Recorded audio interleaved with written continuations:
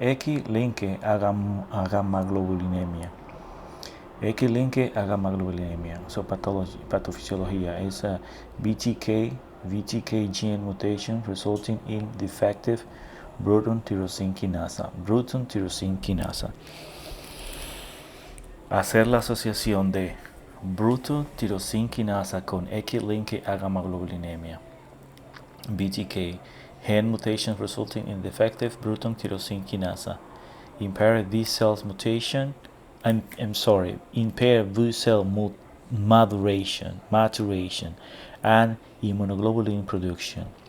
So the pathophysiology of X-linked agamaglobulinemia is BTK gene mutations resulting in defective Bruton tyrosine kinase and impaired B cell maturation and immunoglobulin production.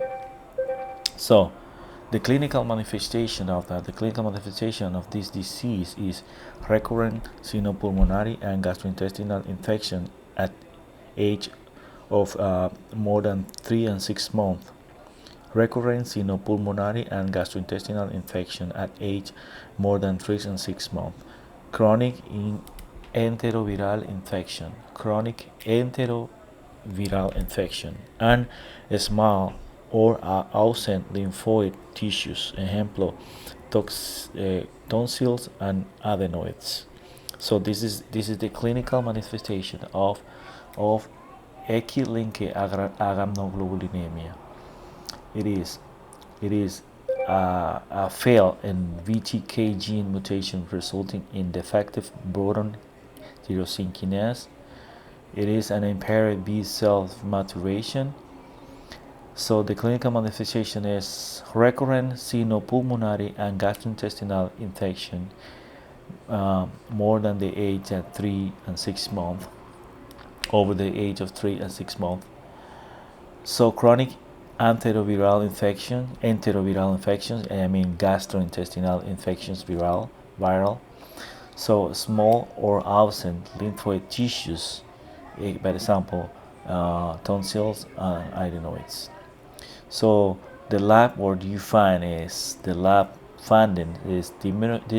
of immunoglobulins and antibody response to vaccines. Diminution of the immunoglobulin and antibody response to vaccine. So there's going to be in that the cytometry out of fluid is going to be diminution of CD19 V cells and normal T cells. So the things you're gonna see here lack is B cells. So when you do a cytometry of flows, you're gonna see diminution of C19 V cells and relative normal T cells. That's the principal things you're gonna find in X-linked agamaglobulinemia. So the treatment is going to be immunoglobulin replacement therapy,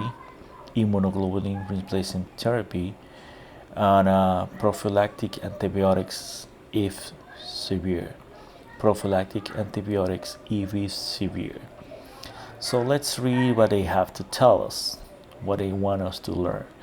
These patients recurrent pneumonias, infection of giardia and small tonsils are suggestive of X-linked agamaglobulinemia or Bruton agamaglobulinemia.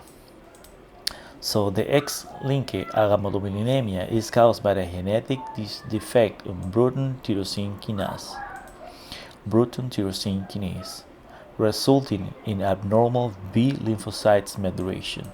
So low B cells concentrations lead to small or absent lymphoid tissues, and severe decrease in serum immunoglobulin,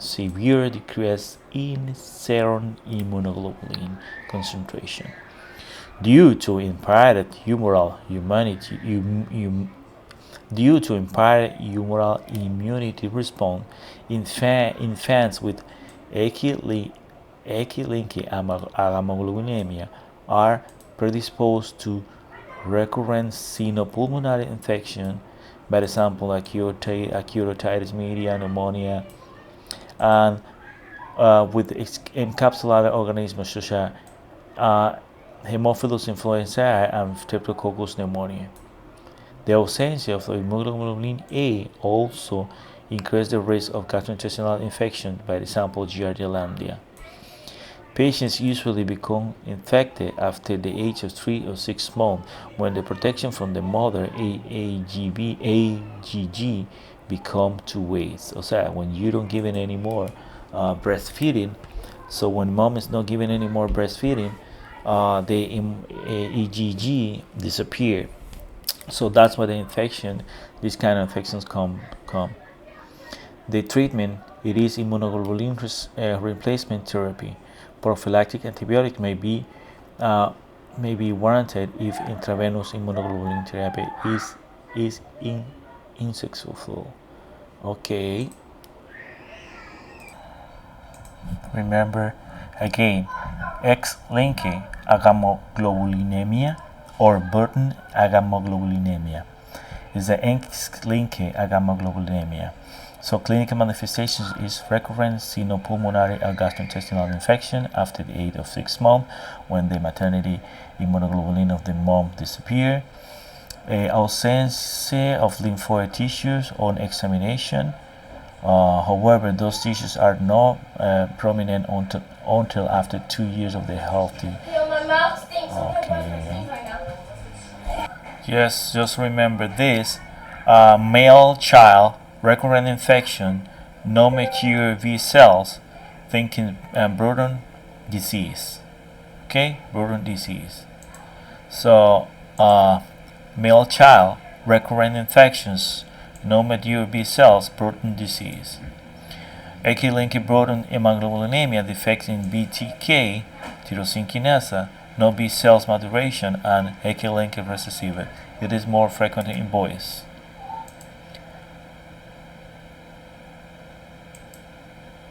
Okay.